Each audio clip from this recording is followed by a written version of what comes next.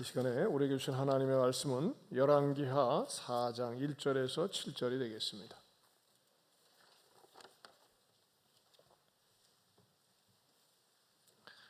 제 성경으로는 565면입니다.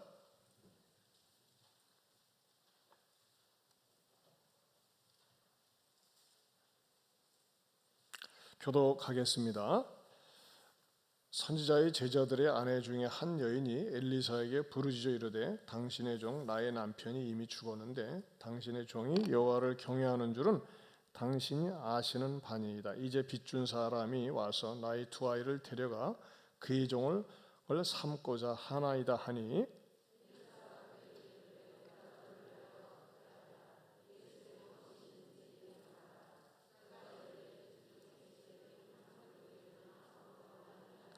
이르되 너는 밖에 나가서 모든 이웃에게 그릇을 빌리라. 빈 그릇을 빌리되 조금 빌리지 말고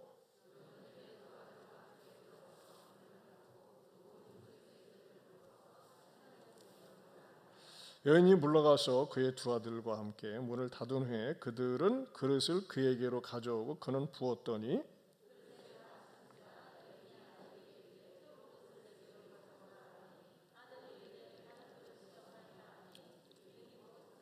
같이요. 그 여인이 하나님의 사람에게 나아가서 말하니 그가 이르되 너는 가서 기름을 팔아 빚을 갚고 남은 것으로 너와 네 두 아들이 생활하라 하였더라.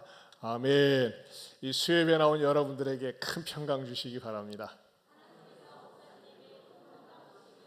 아멘. 우리 6월달 성과음성 할까요? 그러므로 시작. 그러므로 우리가 믿음으로 의롭다 하심을 받았으니 우리 주 예수 그리스도로 말미암아 하나님과 화평을 누리자. 로마서 5장 1절 말씀. 아멘. 우리 옆에 분들에게도 하나님께서 큰 평강 주시기 바랍니다. 백신 주사 잘 통과하시기 바랍니다.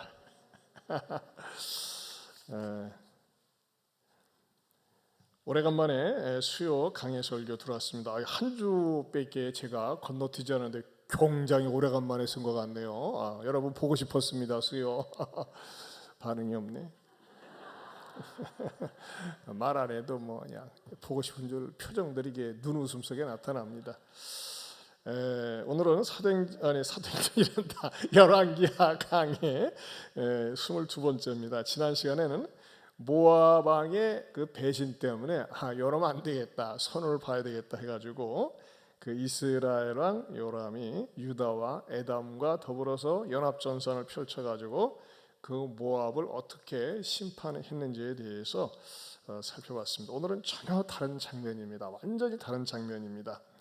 저희 어떤 가난한 선지자가 죽었는데 남겨놓은 재산이 아무것도 없어요. 재산이라고 하는 거는 짐덩어리, 아내와 두 아들들밖에 없어요.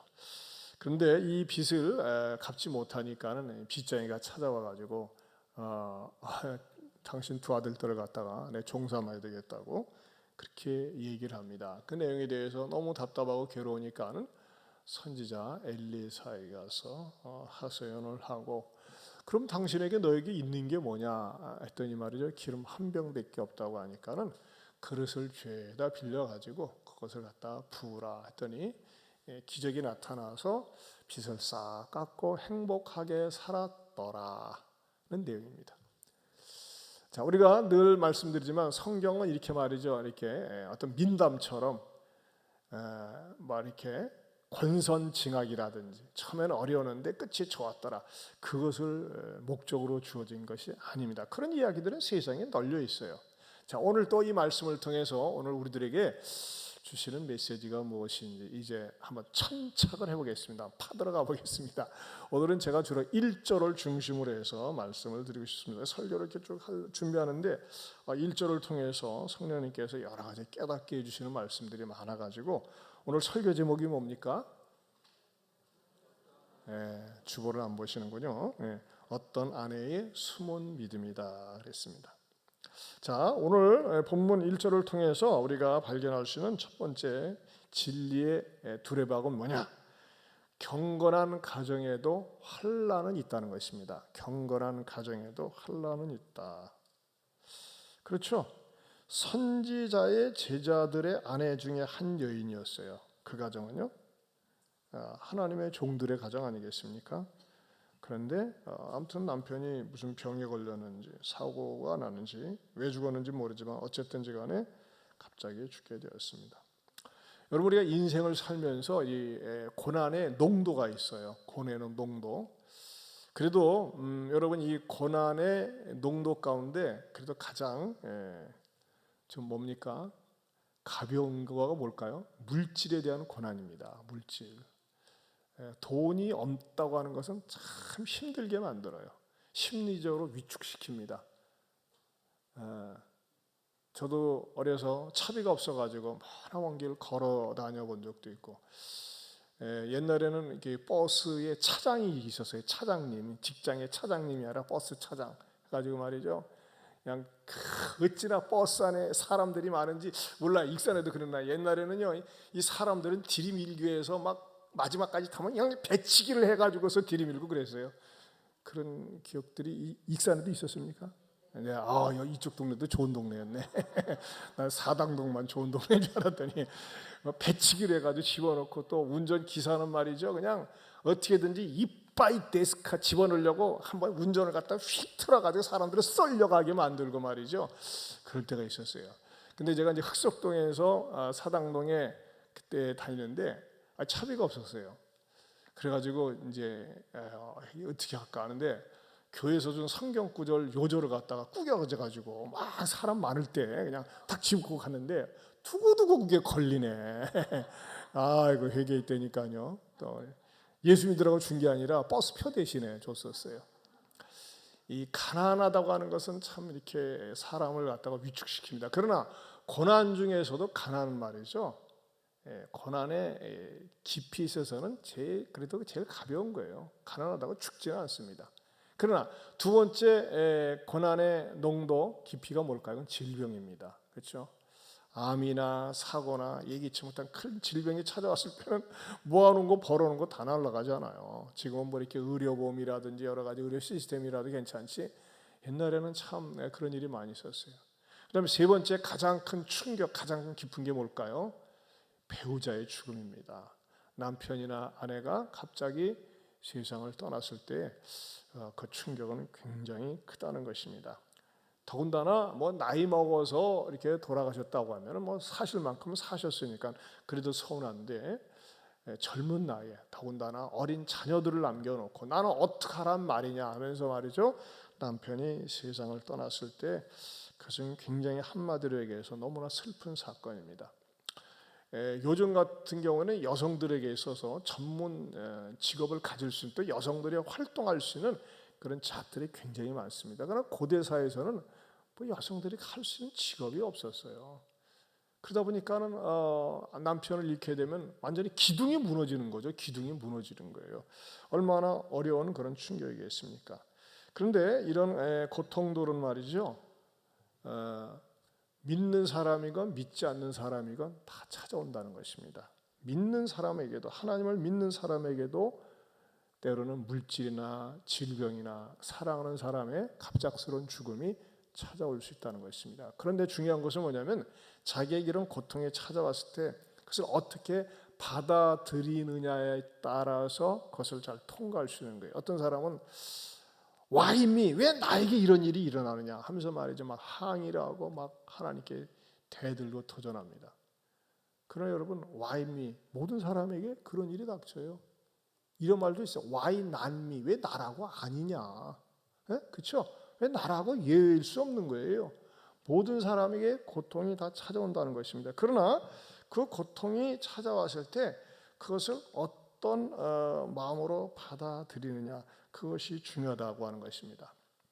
우리가 잘 알고 있는 고난의 대명사라고 할 수 있는 욥은 말이죠, 그의 전 재산을 잃고 자식들이 다 갑자기 떼죽음을 당하고 또 몸에는 악창이 생기고 그랬었습니다. 참 얼마나 극심한 환난의 대명사가 욥이 아닙니까? 그러나 욥은 뭐라고 고백합니까? 자기에게 주어진 상상을 초월하는, 사실 욥이라고 하는 인물은 우리가 욥 시편 하니까는 굉장히 우리 그 최근의 사랑, 성경적으로 보면은 그 뭐 다윗이나 솔로몬 그 시대 사랑 같이 느껴지지만, 성경적으로 보면 욥은 아브라함 시대의 사람입니다. 아브라함 시대. 그러니까 아브라함하고 욥하고 좀 어디서 서로 떨어져서 살았나? 그래서 알 길은 뭐 없어요. 제가 천국 가면 물어볼게요. 욥은 어디서 살고 아브라함 어디서 살았나? 성경학자들은 욥이 아브라함 시대 때의 사람들이라 얘기를 하는데 서로 교류도 없고 만난 적도 없으니까 어쨌든지 간에 그때 당시에 살았습니다.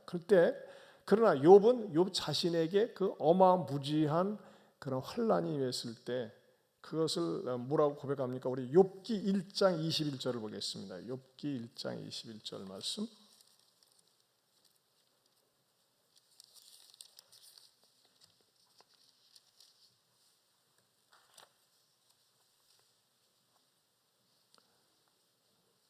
욥기 1장 21절 762페이지입니다. 구약성경 762페이지.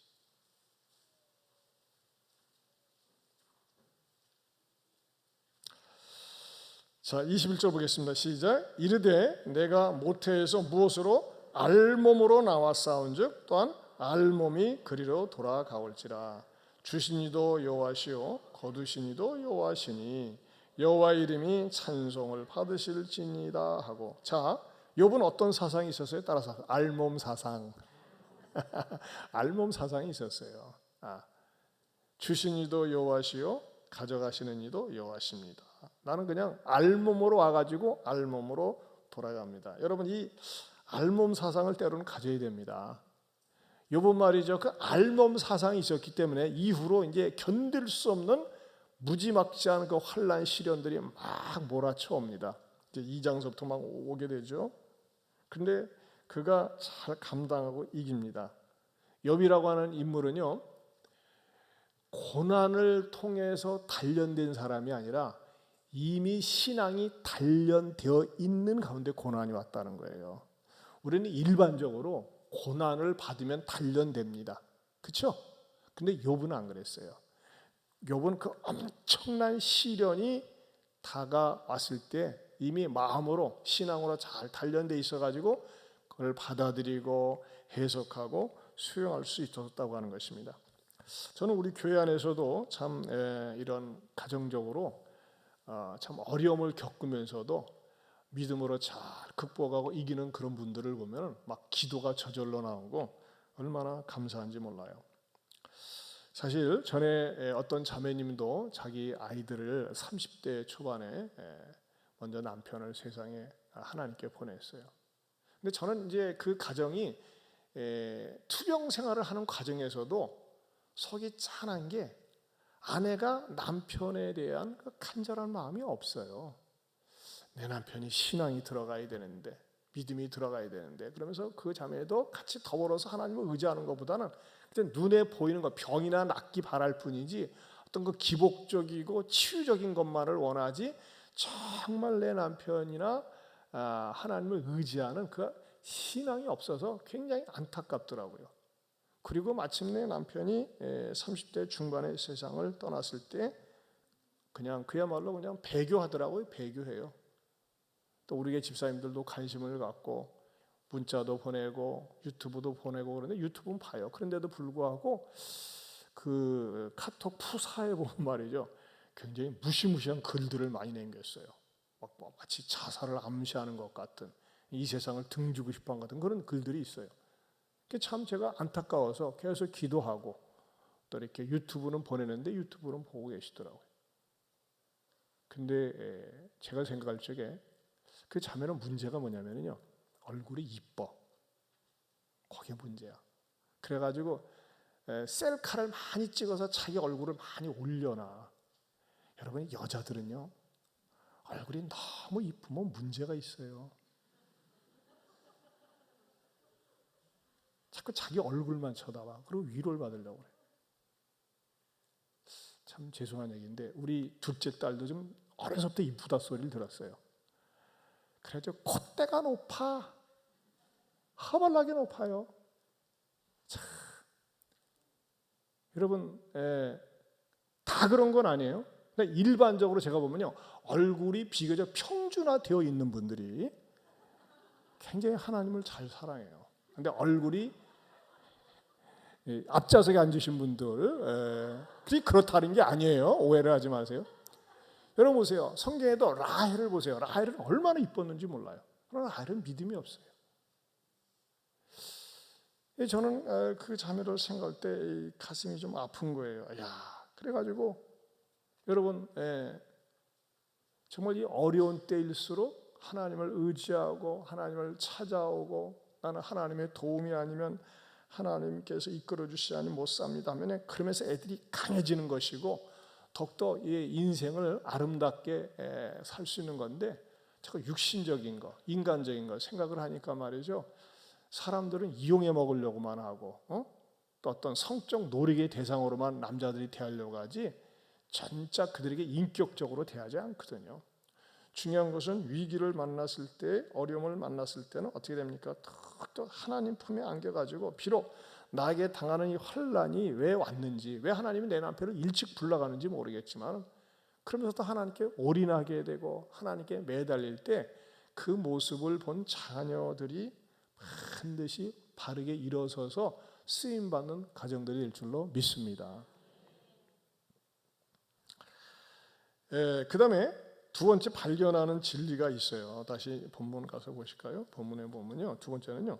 축복을 놓친 사람을 저는 발견했어요. 축복을 놓친 사람. 자, 4절에 보면요. 우리 그냥 지나쳤는데 어디에 나오냐면요. 4절 중반절에 보면 당신의 종이 여호와를 경외하는 줄은 당신이 아시는 바니이다. 거기다 줄을 쳐보세요. 이제 빚준 사람이 와서 거기다 줄을 써요. 빚준 사람. 채권자죠. 이 사람 뭐 한다고요? 나의 두 아이를 데려가 그의 종을 삼고자 하나이다. 이야, 세상에 정말 잔인한 사람이요, 싸나운 사람이요, 스크루지와 같은 사람이 바로 이 사람입니다. 자, 이 빚을 준 사람이면 이 채무자에 서 있는 사람은 누굽니까? 사받은 사람이 아니었어요. 누구였어요? 선지자의 제자들 중에 하나입니다. 여러분 선지자들이 무슨 돈을 얼마나 벌겠어요? 아마 제가 볼 적에는 사례비가 나오지 않으니까는 이것저것 빌리다가 그러다가 이제 말하자면 어려운 것 같은데 빚 좀 탕감해 주지. 세상 사람도 여러분 그런 말 하지 않잖아요. 빚 못 갚으니까 당신 애들 데려다가 우리 종 삼겠다고. 야, 얼마나 잔인하고 쌓아놓은 그런 마음입니까? 저는 그러면서 이런 성경이 묵상이 되더라고요. 분명히 이 사람은 여러분 돈이 있는 사람은 힘도 있습니다. 돈 있는 사람은요 정보도 많습니다. 그래서 원래 돈 있는 사람이 돈을 버는 거예요. 정보도 많기 때문에, 머리가 좋기 때문에. 그렇죠? 근데 가난한 사람은요 정보도 없어요, 힘도 없어요, 사람들도 어울려주질 않아요. 그러다 보니까 계속 더욱더 가난하게 되는 거거든요. 그렇다면 제가 이 말씀을 드리고 싶냐면 이 사람은 돈이 있는 사람이에요? 빌려줄 수 있는 능력이 있는 사람이에요? 그렇다면 뭐를 알고 있었을까요? 아마도 사렙다 과부가 자기에게 남아있는 한 끼 식사를 먹고 죽으려고 했는데 그것을 엘리야 선지자가 와서 달라고 했을 때에 내가 이거 먹고 우리 집안 식구들 다 우리 아이랑 죽으려고 했는데 당신이 말씀하시니까 내가 드리겠습니다 하면서 그것을 드렸다가 어떤 일을 맛봤습니까? 정말 양식이 마르지 않는 3년 6개월 동안 양식이 마르지 않는 그 축복에 대해서 워낙 큰 사건이니까 자, 이 사람은 알았을까요? 몰랐을까요? 모르겠어요. 뭔 말인지? 이 사람이 이 빚을 준 사람, 이 채권자가 그 사건에 대해서 알았을까요? 몰랐을까요? 알았죠. 말씀드렸잖아요. 돈 있는 사람, 힘 있는 사람은요 정보가 잘 들어오는 거예요. 소식통이 빨라요. 그렇다면 만약에 가정을 해본 거예요. 이 무명의 선지자에 대해서, 가난한 선지자에 대해서 다 아무것도 없습니까? 그럼 내가 그냥 탕감해 줄게요. 열심히 사세요. 아니면은 아무것도 없으니까 자기가 좀 더 돕는다고 하면은 모르면 몰라도 그 소문이 엘리사 귀에 들어가가지고 그런 사람도 있어요? 해가지고 말이죠. 엘리사하고 관계된 선지자들 제자들이니까는 가서도 마음껏 축복을 해줘가지고 그 사람이 더욱더 선하고 아름다운 부자로 쓰임받을 수 있지 않았었을까? 이렇게 한번 가정을 해본다는 것입니다. 충분히 그럴 수도 있었겠죠. 그러나 이 사람은 그 기회를 완전히 잃어버리고 그 기회를 박차버리고 잔혹한 사람, 냉혹한 사람으로 딱 그냥 그 사람은 점수가 매겨졌다고 하는 것입니다. 여러분, 여기에서 우리에게 주시는 말씀이, 메시지가 뭘까요? 우리 주변에서 인생을 살다 보면 누가 무슨 어려운 일을 당하고 힘든 일을 당하는데 내가 그걸 도울 수 있는 힘이 있어요. 여력이 있어요. 그럼 도우세요. 베푸세요. 나누세요. 물질이 되었습니까? 은사가 되었습니까? 지식입니까? 또 누가 어렵습니까? 기도해 주세요. 기도. 제가 우리 호남 목회 포럼 이렇게 단톡방이 있어요. 이제 우리가 우리 지금 올해는 못 만났다가 만나는데 우리 모임 가운데 제일 형님 되시 어른 되시는 김 목사님이라고 해서요. 저 김예중학교 70대셨는데 뭐라고 올리셨냐면, 내가 화요일 날 백신 맞는데 좀 두려움이 있어요. 좀 기도해 주세요 그랬어요. 그러니까 다른 목사님들이 괜찮아요. 아무것도 아니야. 그래서 다 해놨어요. 근데 저는 가만히 생각하니까는, 네 목사님 반드시 기도해 드리겠습니다. 힘내십시오 하면서요. 사실 어저께 우리 교육자들 시작하면서 교육자들과 더불어 그 목사님 실명을 끄집어내고 통성으로 기도해 줬어요. 그러는데 어저께 맞으셨기 때문에 제가 오늘 오전쯤에 전화를 해가지고, 목사님 어떠셨어요? 제가 사실 도와드릴 건 없고 빡세게 기도했습니다 했더니 전혀 부작용이 없이, 아니 이 목사님이 질병이 많으세요. 몸무게는 한 90kg 정도 나가지, 당뇨 있지, 혈압 있지. 사실 이런 기저질환 있는 분들이 문제가 있는 거 아니겠어요? 병이 없는 분들도 고통을 당하는데. 저는 어땠을까요? 저는요, 화요일날 10시에 맞지 않았습니까? 세상에, 월요일날 저녁 때 잠이 안 와. 내일 주사 맞을 거 생각하니까. 이야, 참을 설쳤어요. 왜냐하면은 뉴스에 기저질환자, 젊은 사람도 죽고 공무원도 죽고 아무튼 이런 별의별 사람이 있잖아요.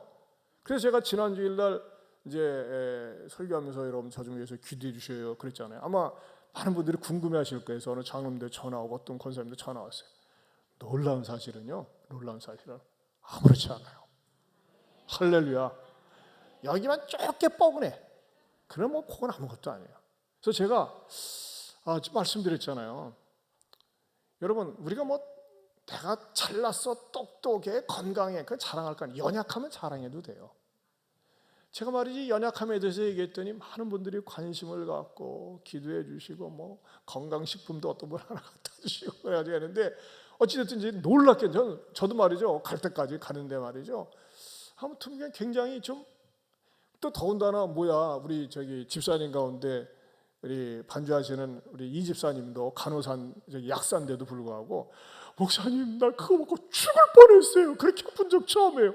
그러니까 굉장히 건강하거든요, 그 집사님이. 그러시더라고. 근데 나한테 들려오는 소식, 우리 장로님도 내가 이렇게 아파 보긴 처음이라고, 한결같이 건강했던 분들이 이렇게 태어나서 아파 보긴 처음이라고, 죽을 뻔했다고, 그런 말들이 나한테 들어오는 거예요, 계속해서. 그래가지고 나도 겁이 나가지고 우리 가족 단톡방에다 올려가지고 기도해줘라. 아빠가 맞고 죽을 수도 있단다. 했더니 우리 이제 이쁜 둘째 딸은, 아빠 죽으면 나도 죽을게요. 근데 여러분, 그게 위로가 되더라고요. 진짜 내가 죽으면 제가 죽겠어요? 네? 노가리지. 근데도 그렇게 당연히 아빠 편이 되어주겠다. 제가 여기서 느꼈어요. 여러분, 누가 어려움을 당했을 때 남일처럼 너님처럼 생각해 주지 말고, 내가 기도해 드릴게요. 한번 따라서 제가 기도해 드릴게요. 얼마나 힘이 되겠어요. 여러분, 우리 목사님들 단톡방에 목사님 걱정, 제가 기도해 드리겠습니다 라고 글 올린 사람은 저밖에 없어요. 그걸 교육자에서 실제적으로 해드렸다니까요. 근데 그걸 내가 다시 받는 거야. 그 목사님도 굉장히 말하자면 좋았고, 또 어떤 분들은 그래요. 또 이제 제 안에 앉아서 그러겠는데, 보통 주사 맞으면은 2, 3일 지나야 된다는데 저렇게 큰 소리 치다가 내일 아파가지고 저러면 어떡하려고. 내일 아플 때는 아플 망정 지금은 짱짱하다 이거예요. 알겠어요, 단순 씨? 네. 그래가지고 뭐 매일 하루에 한 번씩 제가 이렇게 체육공원도 돌아야 되는데 절제, 뭐 다른 운동도 절제하면서 막 아내가 얼마나 통제를 하는지 아주 제가 이 계엄령 하에서 이렇게 통제받으면서 지냈는데 다 뭐 저를 위해서 그러는 거겠죠. 그러나 제가 이번 그 백신을 맞으면서 진짜예요. 월요일날 저녁에 잠이 와. 또 우리 목사님도 우리 송 목사님 맞았거든요. 송 목사님은 키도 크고 원래 보니까 몸뚱아리가 통뼈더라고, 통뼈. 근데 우리 송 목사님도 말이죠, 막 아이고 막 그냥 오한이 나고 막 힘들었다고 해서 저렇게 젊은 친구도 그러네. 또 이제 우리 몇몇 권사님들 있어요. 그게 잘못된 건 아니고 이런 뭐 이게 막 아픔이 막 나타났었는데 저도 말이죠, 여러 생각으로 말이죠. 하도 그런 말들을 많이 들으니까는 나도 그런 증상 가운데. 그래서 저는 노골적인 기도를 했어요. 하나님한테. 하나님, 저요 오한 싫어요. 오한 싫어. 하나님 저 두통도 싫어요. 두통 너무 머리 뽀개 지는 것 같은데 두통도 싫어요. 오한도 싫어요. 감기 몸살 싫어요. 그래서 기도하면서 하나님 저 싫은 거 어떻게 해요? 기왕이면 아프지 않게 해주세요. 그 기도 굉장히 많이 했어요. 마치 아이가 엄마 아빠한테 얘기하는 것처럼 그 기도를 좀 많이 했어요. 하나님 저 겁도 많아요. 심지어는요 제가 이 생각까지 했다니까요. 오늘 수요일 설교 준비 다 해놓고 막 인간적인 생각으로 어느 부목사님한테 네가 좀 설교 좀 미리 준비해놓으라 그 말까지 하다가 그건 진짜 믿음 없는 얘기다. 내가 분명히 강대상에 설 수 있을 것이다. 그 믿음을 가지고 했더니 어찌됐든지 간에 아무튼 뭐 백신 패스 오버하고 있는 중입니다. 뭐 하룻밤 지나봐야 된다는데 뭐 그때 가서 보고 아무튼 감사합니다. 자, 제가 뭘 말씀드리고 싶냐, 여러분. 이 두 아들을 데려갈 수 있을 만큼의 돈을 빌려주었던 이 무명의 남자가 그가 만약에 시혜자로서 베풀었던 사람이라면 얼마나 더 아름다운 사람으로 또 성경에 기록될 수도 있지 않았을까 이런 생각을 합니다. 자, 무엇입니까? 여러분, 우리 주변에서 누군가 어떤 일에 무엇에 고통을 당하고 어려움을 겪는다고 할 때 내 아픔으로 내 슬픔으로 삼고 기도해주고 격려해줄 수 있다면 그것처럼 아름다운 일이 어디에 있겠어요? 저 여러분들은 그러한 아름다운 일에 적극 동참하는 주님의 일꾼 되시기를 축원합니다. 그래서 잠언 19장 17절에 이런 말씀이 있어요. 현대인의 성경에 이렇게 말씀하고 있어요. 가난한 사람을 돕는 것은 여호와께 빌려주는 것이니 여호와께서 그의 선행을 반드시 갚아주실 것이다. 가난한 사람을 돕는 것, 어려운 사람을 돕는 것, 그건 여호와께 빌려주시는 거다 그랬어요. 야, 기가 막힌 표현 아니겠어요? 잠언 19장 17절입니다. 하나님께 빌려주는 거예요. 하나님이 빚 지고서 어떻게 사시겠어요? 갚아야지. 자, 이 사람처럼 무정한 사람, 잔혹한 사람, 냉정한 사람이 아니라 우리가 기회와 시간 주어졌을 때 베풀고 나눌 수 있는 하나님의 아름다운 사람 될 수 있기를 축원합니다. 기버가 될 수 있기를 축원합니다. 세 번째로는요, 죽은 남편의 신앙을 소중히 여겼다는 것입니다. 죽은 남편의 신앙. 자, 충격이 왔죠. 남편이 죽었어요. 기둥이 무너졌어요. 바라보는 거는 아이들 둘밖에 없어요. 그렇죠? 그 4절 하반절에 보면 이제 빚준 사람이 와서 나의 두 아이를 데려간다고 그랬어요. 두 아이. 젊은이도 아니에요. 아이들이에요. 자, 그런데 엘리사를 어떻게 찾아간 거예요? 보세요. 4절 1절을 다시 보면요. 선지자의 제자들의 아내 중에 한 여인이 엘리사에게 부르짖어 이르되 당신의 종 나의 남편이 이미 죽었는데 거기다 줄을 치세요. 당신의 종이 여호와를 경외하는 줄은 당신이 아시는 바니이다. 왜요? 이 아내의 남편은요, 여호와를 경외하는 것, 여호와를 경외하는 게 단순히 립 서비스가 아니라 하나님을 잘 섬기는 줄 엘리사도 안다 이거예요. 엘리사도. 여러분들 죄송한 얘기입니다만 여기 쫙 여러분들이 앉아 있지만 저분은 참 믿음이 깊어. 용서하세요. 누가 그렇다는 거 아니야? 저 사람은 날라리야. 제가 압니다. 생각이 깊어, 믿음이 깊어. 그런 분들이 주로 수요일에는 많으세요. 수요일에는. 네? 자, 근데 뭐예요? 이 여인이 엘리사한테 와서 인정하고 있잖아요. 당신의 종이 여호와를 경외하는 줄은 당신이 아시는 바니다. 이 여인부터가 자기의 남편이 신앙이 좋았던 사실을 인정했었다고 하는 것입니다. 엘리사도 알 정도로. 만약에 자기의 남편이 그냥 날라리 신학생이다. 그러면 엘리사를 찾아올 건덕지가 없죠. 그렇죠. 무슨 염치가 있어야지 찾아오지 않겠어요? 근데 자기의 남편의 신앙을 인정하고 소중히 여기면서 그것을 증거로 엘리사를 찾아왔다고 하는 것입니다. 여러분, 저는 이 말씀을 묵상하면서 저나 여러분이나 여러분의 가족 가운데서 우리 아빠, 우리 엄마 진짜 신앙인입니다. 리얼 크리스천입니다. 정말 하나님을 경외하는 사람입니다. 이렇게 인정받을 수 있기를 축원합니다. 어떤 모습으로 보이는 것 같아요? 어떤 사람은요, 날라리예요, 날라리. 여러분, 욥의 아내는 말이죠, 욥이 환난을 당할 때 뭐라고 그랬어요? 그 욥의 신앙을 존중히 여기지 않았어요. 욥아, 왜 당신은 하나님께서 이름을 욥이라고 한 줄 알아? 욕먹으라고 그래서 욥이야 그랬어요. 어디 나와 있느냐? 욥기 2장 9절 봅시다.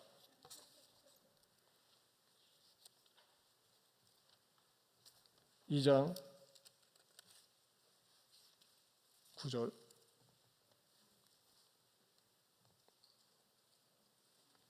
(762페이지) 시작. 그의 아내가 그에게 이르되 당신이 그래도 자기의 온전함을 굳게 지키느냐?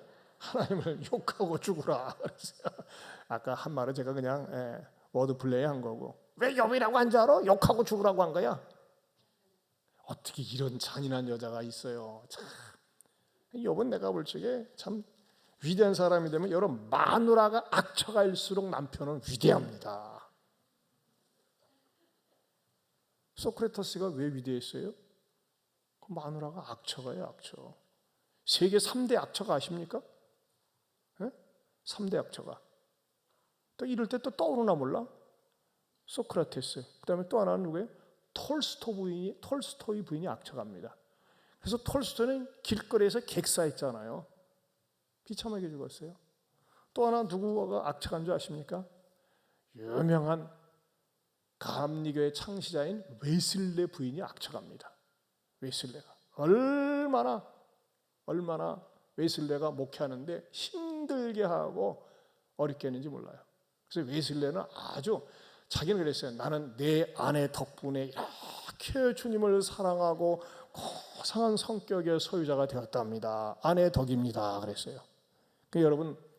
여러분의 남편이나 아내가 악처가다, 집안에 누가 악인이 있다, 여러분을 성자로 만들기 위해서 있는 거예요. 감사하시기 바랍니다. 그러나 여러분, 그건 그렇다 하지만은 욥의 아내는 너무했어요. 얼마나 당신 힘들어, 얼마나 힘들어 하면서 위로해주고 같이 기도해주고 그랬어야 되는데 막 욕하고 죽으라고 했어요. 여러분, 저는요, 이 열왕기하 4장 1절에 등장하는 이 무명의 남편이 엘리사도 인정할 정도로, 또 그 아내도 인정할 정도로 하나님을 잘 경외하는 사람이었던 것처럼, 여러분의 자녀들에게 우리 엄마 아빠는 다른 것은 다 몰라도 정말 하나님을 사랑하는 분이었습니다. 내가 지금은 그만큼 못 따라가지만 나도 어머니처럼 아버지처럼 하나님을 사랑하고 믿음으로 살기 원합니다. 그것을 보여줄 수 있기를 축원합니다. 저는 이 부분에 있어서는 저희 아버님, 선친이신 아버님, 어머님 얼마나 감사한지 몰라요. 참 고지식했어요. 예? 제가 잠실에 땅 500원씩 할 적에 우리 아버지 보러, 아버지 그거 좀 사봐요. 그럴 때 샀더라면은 장사도 잘 될 때도 있었어요. 사가지고서 뭐 더도 덜도 말고 한 10,000평만 소유했더라면은 분명한 거 사실 하나는 저는 이 자리에 못 있고 저는 단명했을 것이고 단명했을 것이고 타락했을 가능성이 훨씬 많습니다. 그래 정말 그때부터 절대 부동산 투자하는 거 아니야. 예수 믿는 사람은 얼마나 거짓이하게 자녀들한테는 용돈 못 갖다 줘도 그저 목사님 맨날 챙기고 집 팔아가지고 다 교회에다 헌금하고 오갈 데 없으니까 교회 그냥 사찰로 들어가고 그렇게 사셨던 분이 저희 부모님이세요. 근데 참 제가 그 정도 수준은 못 되는 것 같아서 저는 안타까워요. 정말 주님 사랑하셨어요. 그리고 힘들 때 어려울 때마다 이 단골 찬송이 어려운 일 당할 때 나의 믿음 적으나 그다음 갑자기 생각이 안 나. 의지하는 예수를 더욱 의지합니다. 세월 지나갈수록 예수 의지합니다. 무슨 일을 만나도 예수 의지합니다. 참 그 찬송 많이 부르셨어요. 어려운 일 당할 때 더 예수 의지하는 거예요. 어려운 일 당할 때 더 곁길로 가는 것이 아니라 여러분 자녀들한테요 물려줄 최고의 유산은 신앙입니다. 돈, 명예 그거 오래 못 간다니까요. 지금 이준석 신드롬이 나타나고 있어요. 제가 볼 때는요 노무현 때도 그랬어요. 노무현 때는 진짜 바보 노무현 얼마나 사랑하고 아꼈습니까? 근데 중요한 건 뭐예요? 끝이 좋아야 돼. 자살한 거 뭐가 좋아요? 그건 존경할 거 아니에요. 악착하지. 설령 감옥가에 있으면 감옥가는 있어도 살아나 있어야지. 이 세상의 명예, 인기, 물질 이것은 다 바람을 잡는 것과 같습니다. 그러나 내가 늘 기억하고 이야기하고 싶은 게 우리 어머니의 신앙, 아버지의 신앙, 심지어는 부모님의 믿음이 없으면 우리 아들의 신앙, 딸의 신앙, 그 믿음을 갖다가 자녀들이 이야기해 줄 수 있는 저와 여러분들이 될 수 있기를 축원합니다. 네 번째로는요, 자녀를 버리지 않는 믿음이 있었다는 겁니다. 자녀를 버리지 않는 믿음. 여러분 요즘도 그렇지만 예나 지금이나요, 여자가 마음 독하게 먹으면 무섭습니다. 애들 버려두고 톡 껴버리면 되잖아. 안 그렇게 했어요? 나 못 키겠다고 여기서 저 혼자 그냥 훌쩍 날라버리면 되잖아요. 그러나 끝까지 아이들을 책임지겠다고 하는 의미로 가난 속에서도 살아보려고 하는 그런 몸부림이 있었다고 하는 것입니다. 그런 의미에서 참 신앙이 좋은 것 같아요. 근데 의외로요, 훌륭한 자녀들은 홀어머니 밑에서 큰 자녀들이 참 많습니다. 링컨 대통령도 계모 밑에서 어머니가 일찍 죽었잖아요. 위대한 위인전들 보면요 대부분이 그랬어요.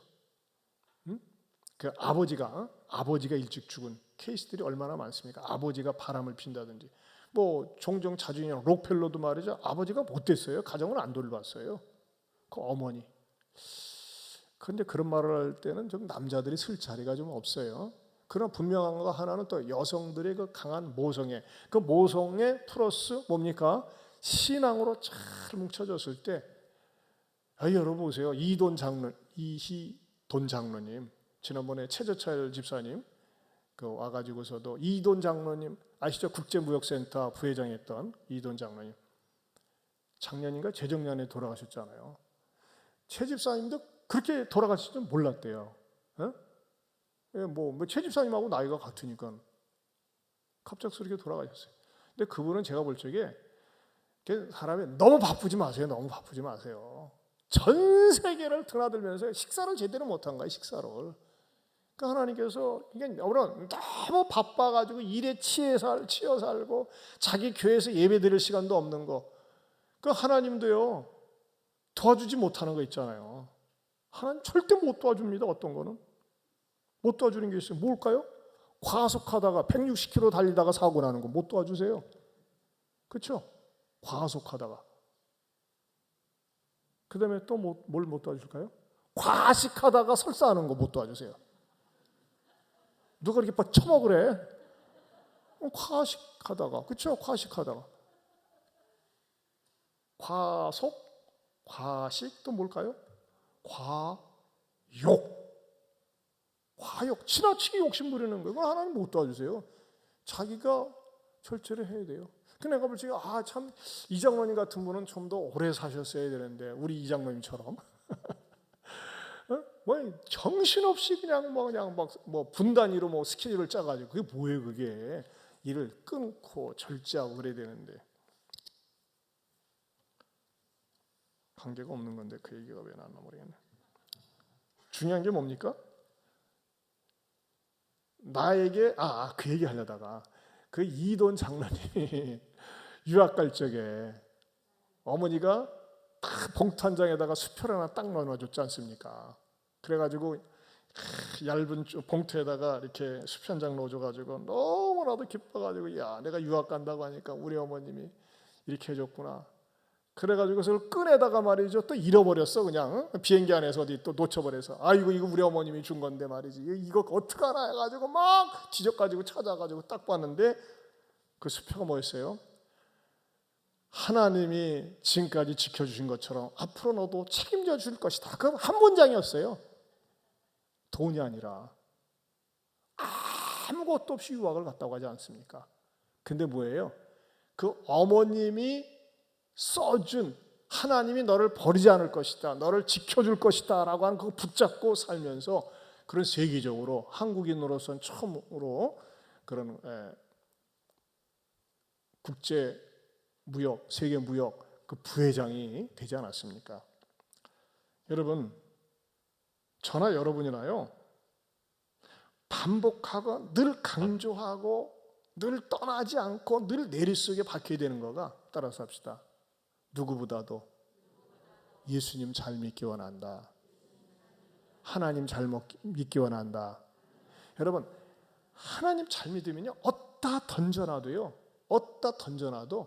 사람 역할하고 쓰임 받습니다. 그걸 자꾸 우리가 못이 박히게 심어줘야 된다는 것입니다. 이 어머니가 그랬잖아요. 자기 아이들을 버리고 도망갈 수 있는데 버리지 않았잖아요. 그리고 마지막으로는요, 또 이렇게 이 1절을 통해서 주께서 주시는 그런 감동이었어요. 성경은 큰 일에도 관심이 있지만 작은 일에도 관심을 갖고 계시는 하나님입니다. 여러분, 4장 이전의 사건은 뭐였어요? 국제적인 사건이었어요. 이스라엘과 유다와 에돔 연합군이 모압 족속을 치는 그 국제적인 사건이에요. 여러분 신문에 대문짝하게 날 만한 사건 아닙니까? 세 나라가 연합하여 모압을 치다 해가지고 말이죠. 완전히 그 모압은 나중에 비참하게 되다. 국제적인 사건이에요. 근데 뭐예요? 오늘 본문에 등장하는 사건은 너무나도 소소한 사건. 누구도 기억하지 않을 사건. 또 기억할 필요도 없는 사건이에요. 그럼 저는 은혜를 받았어요. 이야, 우리 하나님은 큰 일에도 관심을 갖고 계시지만 나같이 형편없는 것, 나같이 부족한 것에도 관심을 갖고 계시는구나. 저는 성령님께서 여러분들의 개인적인 어떤 어려움, 힘든 일 있을지라도 하나님은 결코 나를 외면하지 않고 모른 척하지 않고 여러분의 지극히 작은 것도 관심을 갖고 여러분의 작은 신음에도 응답하시는 하나님이심을 믿으시기 바랍니다. 여러분 자꾸 두려움이 찾아옵니까? 무서움이 찾아옵니까? 백신 안 맞으신 분들 전 진짜 그랬어요. 뉴스를 볼 때마다 여기저기서 하니까 말이죠. 좋다는 사람보다는 심지어는 제가 지난번 포럼 가가지고 위로받은 게 있었어요. 대전 세종안교회 이기영 목사님이 거기가 이제 손주들하고 일가족이 같이 이렇게 생활을 했는데 그 아들도 목사예요. 근데 아들 부부, 손주들 둘하고요 다 양성 반응으로 나타났어요. 일가족이 다. 그 교회가 다 폐쇄가 되어지고 그러는데 같이 생활을 한 거예요. 같이 생활했는데 목사님만 감염이 안 됐어요. 왜? 백신을 미리 맞았거든요. 그래가지고 이제 그 목사님이 우리 칼레포럼의 이사인데 그래도 이제 그 포럼에 혹시라도 폐를 끼칠까봐 원하는데 이제 스피커폰으로 이렇게 같이 통화를 했었어요. 제가 이번에 큰 체험을 했습니다. 백신 덕을 봤습니다. 세상에 우리 가족이 다 감염이 되고 양성으로 나왔는데 아내와 나는 같이 생활을 했기 때문에 한 집안에서 먹고 마셨기 때문에 당연히 감염이 됐어야 되는데 음성으로 나오고 전혀 아무렇지 않았다는 거예요. 저는 백신을 찬양합니다 그러더라고. 여러분이 참 희한해요. 근데 그렇게 대빵 긍정적인 말을 들었는데도 또 신문에서 얀센 맞다가 뭐 맞았다가 어떻게 됐더라. 참 이 인간의 심리라는 건요 긍정적인 것보다는 부정적인 거에 영향이 크다는 걸 느꼈어요. 그 목사님 통해서 우리 이사들이랑 막 크게 의뢰를 받았어요. 부지런히 맞아야겠구나. 그런데도 이제 그게 이제 목요일 날 돌아오지 않았습니까? 왔는데도 또 계속 신문 볼 때마다 뭐 어쩌니 저쩌니 했을 때 여러분 그래서 이 부정적인 말이라는 걸 부정적인 말을 듣는다는 것, 부정적인 말을 안 듣는 것을 치유하기 위해서는요 긍정의 말을 계속 들어야 된다는 거.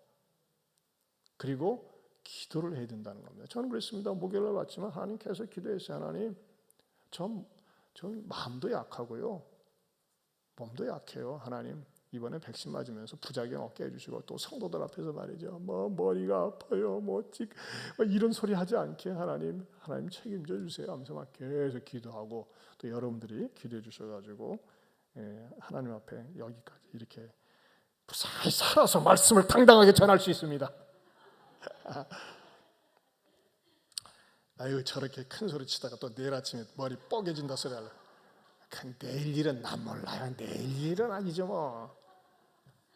자, 그러나 중요한 메시지는 뭡니까? 이야, 우리 하나님이 한 세 나라가 연합해서 전쟁을 일어나는 그 일에도 개입하시지만은 지극히 사소하고 남들이 쳐주지도 않고 성경에 이름도 없어요.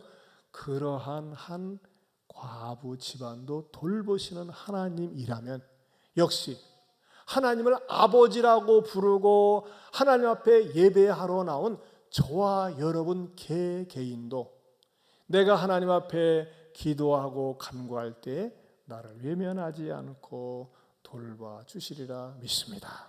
우리 이 찬양 부를까요? 하나님의 사랑을 사모하는 자.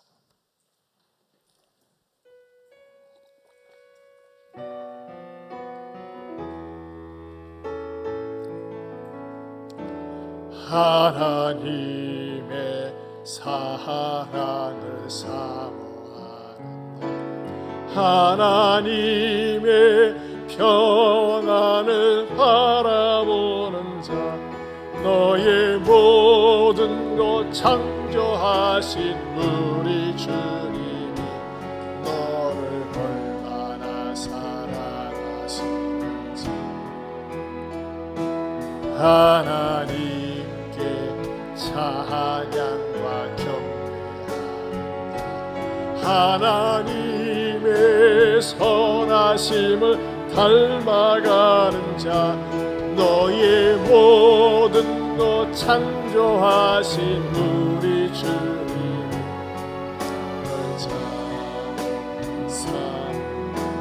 누구의 눈으로 해요? 하나님 사랑의 눈으로 너를 어느 때나 바라보시고 하나님 인자한 귀로서 언제나 너에게 기울이시니 어두움에 밝은 빛을 비춰주시고 너의 작은 신음에도 어느 곳에 있든지 주를 향하고 주만 바라. 우리 일어서서 하나님 사랑의 눈으로, 하나님 사랑의 눈으로 너를 어느 때나 바라보시고, 하나님 인자한 귀로서 언제나 너에게 기울이. 아멘. 어두움에 밝은 빛을 비춰주시고 너의 작은 신음에도 응답하시니 너는 어느 곳에 있든지 주를 향하고 주만 봐.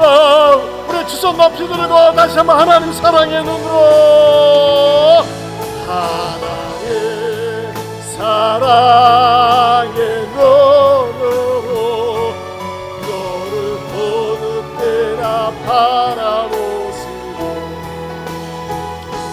하나님 인자한 귀로서 언제나 너에게 기울이시니.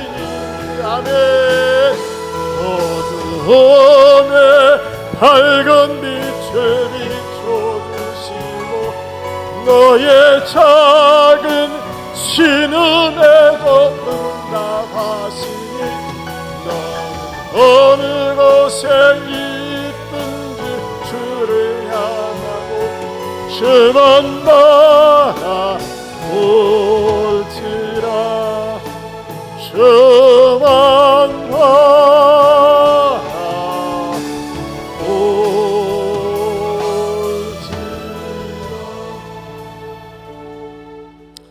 여러분, 어떤 작은 염려, 근심, 걱정 자꾸 마음에 다가오는 거 있습니까? 주님께 아뢰세요.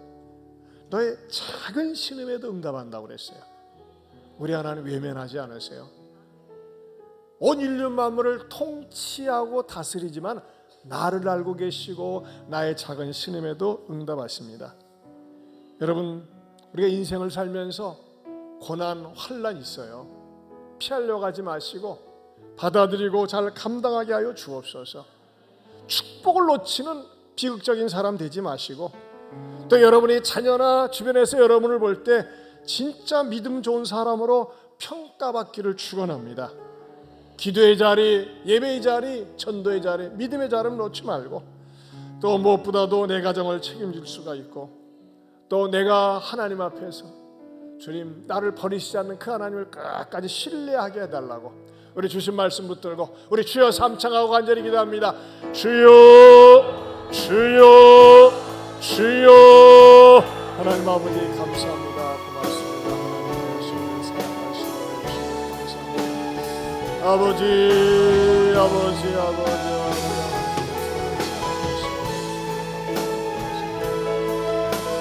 아버지요, 아버지요.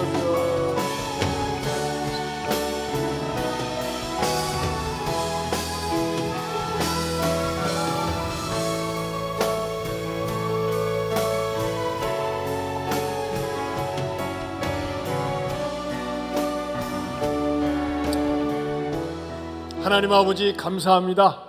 하나님은 G7 정상회에서 각 나라 수장들이 모이는 것에도 관심이 있지만 나 같은 인간, 연약한 인간, 때로는 누구도 알아주지 않는 그런 인간, 주님은 알아주시고 기억하시고 관심을 가지시고 돌봐주시는 줄로 믿습니다. 이름도 없는 이 과부도 돌보시고 은혜 주시는데 왜 나를 돌보시지 않겠습니까? 하나님 아버지, 이 자리에 서 있는 우리 주님의 백성들, 주의 자녀들, 염려, 근심, 걱정 하나님께 아뢰일 때에, 어려운 일을 당할 때 나의 믿음 적으나 더욱더 주님께 가까이 나가는 믿음의 대장부들, 여장부들 되게 하여 주시옵소서. 무슨 일이 있어도 어떤 일이 있어도 하나님 중심으로 살고 예배에 성공하고 기도에 성공하고 전도에 성공하면서 쓰임받는 모든 성도들 되게 하여 주시옵소서. 이제는 우리 주 예수 그리스도의 은혜와 하나님 아버지의 변함이 없는 사랑과 성령님의 감화 감동 교통하심의 은혜가 오늘 주신 말씀 마음속에 다시 되새기며 이 말씀을 통해서 은혜 받은 대로 살겠노라고 다짐하는 모든 성도들 위해 영원토록 함께 있을지어다. 아멘.